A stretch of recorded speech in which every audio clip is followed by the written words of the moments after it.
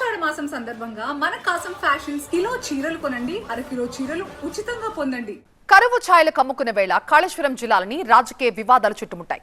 Kannepalli pump house చుట్టూ నేతలు ప్రదక్షిణలు చేస్తున్నారు. వాటర్ లిఫ్టింగ్ పై నేతల మధ్య మాటల తూటాలు పేలుతున్నాయి. Political war ముదిరిపోతోంది. మరి ఈ టైంలో ప్రభుత్వం ఏం చేయబోతోంది? అధికారులు ఏం చెప్తున్నారు? కరువుని ప్రభుత్వం ఎలా ఎదుర్కొంటుంది? ఎల్నినో ప్రభావంతో దేశమంతా కరువు మేఘాలు కమ్మేశాయి. తీవ్ర వర్షాభావ పరిస్థితులతో తెలుగు రాష్ట్రాల్లో సాగు సంక్షోభంలో చిక్కుకుంది. మరికొద్ది రోజుల్లో తాగునీటి సంక్షోభం ముంచుకొచ్చే ప్రమాదం కూడా పొంచి ఉంది. ఇలాంటి కరువు పరిస్థితుల్లో మరోసారి పాలిటిక్స్ కు కేరాఫ్ గా మారింది కాళేశ్వరం. కాళేశ్వరం ద్వారా నీళ్లు ఇవ్వాలంటూ రైతులు సైతం పాదయాత్రలు చేస్తున్నారు. అనంతగిరి నుంచి రంగనాయక సాగర్ వరకు రైతులు చేసిన పాదయాత్రలో మాజీ మంత్రి హరీష్ రావు పాల్గొన్నారు. రైతులు తీవ్ర ఇబ్బందులు పడుతుంటే నీళ్లు ఎత్తిపోయడం లేదంటూ మండిపడ్డారు. రేవంత్ రెడ్డి కళ్లు తెరవకపోతే అన్ని మండలాల రైతులు కదులుతారని హెచ్చరించారు. కేవలం కేసీఆర్ కు పేరు వస్తుంది, బీఆర్ఎస్ కు పేరు వస్తుంది.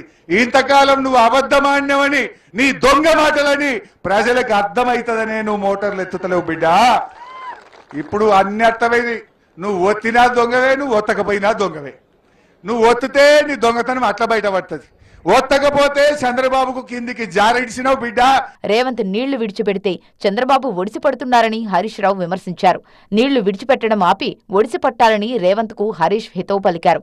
కాళేశ్వరం మోటార్ వస్తావే అంటే రాముల వారి గుడి కొట్టుకపోతుందని అన్ని అబద్ధ ఫాల్తు మాటలు మాట్లాడుతున్నావు. 29 లక్షల క్యూసెక్కుల వరద వస్తే కూడా రాముల వారి గుడి భద్రంగానే ఉన్నది. అన్నారం సుందిల్లా 2 కలిపితే కూడా 1,00,000 క్యూసెక్కులు దాటది. 1,00,000 క్యూసెక్కుల వరద ఎక్కడ? 29 లక్షల క్యూసెక్కులు ఎక్కడ? 2021 సంవత్సరంలో 29 లక్షల క్యూసెక్కులు వచ్చినా రాముల వారు భద్రంగానే ఉన్నాడు. ఇప్పుడు ఇది కొట్టుకపోతుంది, 1,00,000 క్యూసెక్కులే. కొద్ది రోజుల క్రితం కాళేశ్వరం ప్రాజెక్టును సందర్శించిన బీఆర్ఎస్ వర్కింగ్ ప్రెసిడెంట్ కేటీఆర్ రాష్ట్ర ప్రభుత్వంపై తీవ్ర స్థాయిలో విమర్శలు చేశారు. తమకు 1 వారం రోజుల పాటు ప్రాజెక్టును అప్పగిస్తే చెరువులని నింపి గోదావరి జలాలతో పంటలను పండిస్తామని అన్నారు. మరోవైపు బీజేపీ సహా వామపక్షాలు కూడా రాష్ట్ర ప్రభుత్వంపై తీవ్ర స్థాయిలో విమర్శలు చేస్తున్నాయి. గోదావరి జలాలను వృధాగా వదిలేస్తున్నారు అంటూ రేవంత్ సర్కారుపై మండిపడుతున్నాయి. అయితే మాజీ మంత్రి హరీష్ విమర్శలకు అదే స్థాయిలో కౌంటర్ ఇస్తున్నారు అధికార పక్షం నేతలు. బీఆర్ఎస్ లో పట్టు పెంచుకునేందుకు హరీష్ రావు పోటుకు అబద్ధం చెబుతున్నారని విమర్శించారు ప్రభుత్వ విప్ విజయ రమణారావు. బీఆర్ఎస్ పార్టీలో పట్టు పెంచుకోవడం కోసం రోజు రోజుకు దిగజారుడు మాటలు మాట్లాడుకుంటూ రేవంత్ రెడ్డి పైన అనుచిత వ్యాఖ్యలు చేసుకుంటూ ఏదో రకంగా బురదలే అటువంటి ప్రయత్నం చేస్తా ఉన్నారు.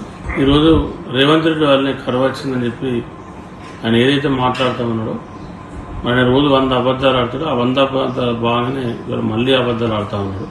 కన్నెపల్లి పంప్ హౌస్ ను వెంటనే ఆన్ చేసి వాటర్ లిఫ్ట్ చేయాలని డిమాండ్ పెరగడంతో సాధ్యాసాధ్యాలపై నీటిపారుదల శాఖ అధికారులతో మంత్రి ఉత్తమ్ కుమార్ రెడ్డి సమీక్ష నిర్వహించారు. అసలు ప్రాణహిత నుంచి వస్తున్న నీటి లభ్యత ఎంత?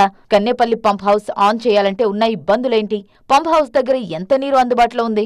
ప్రస్తుతం వస్తున్న నీటితో మోటార్లు ఆన్ చేయడం సాధ్యపడుతుందా అనే అంశాలపై సమీక్ష నిర్వహించారు.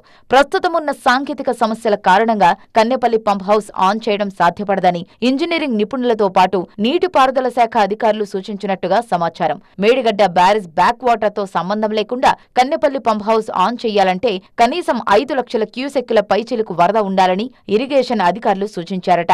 మరి ఈ పరిస్థితుల్లో ప్రభుత్వం ఏం చేయబోతోంది? రిస్క్ తీసుకుని పంప్ హౌస్ ఆన్ చేస్తుందా లేక ప్రత్యామ్నాయ మార్గాలను అన్వేషిస్తుందా అనేది చూడాలి.